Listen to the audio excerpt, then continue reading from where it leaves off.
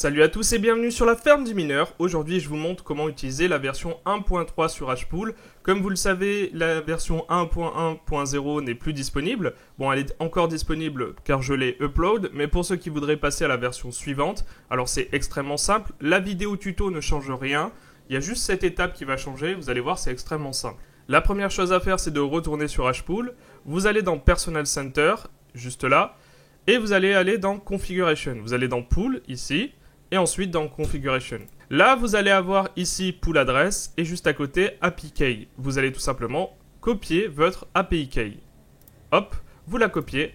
Ensuite, vous allez dans Download Center. Ensuite, vous allez tout simplement dans ChaMiner. Et là, vous allez tout simplement télécharger la dernière version d'Hpool. Vous allez tout en bas.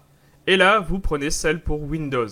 Voilà, une fois que vous avez téléchargé et décompressé votre logiciel, vous devriez apparaître ici. Hop, Windows.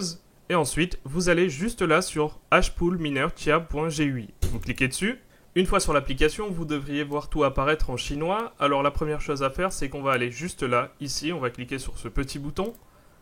Et ici, on va mettre le nom de notre mineur et ici, l'API Key. Donc on va faire copier-coller et on va mettre notre API Key. Vous allez cliquer sur ce petit bouton ici.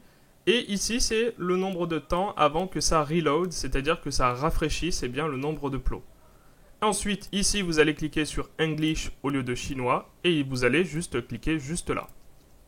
Donc là, c'est beaucoup plus simple. Maintenant, tout est en anglais, c'est beaucoup plus facile de comprendre. Si vous souhaitez ajouter un plot, c'est très simple. Vous allez dans Add et vous sélectionnez votre fichier de destination et vous faites sélectionner un dossier et ensuite, vous verrez apparaître votre fichier juste là.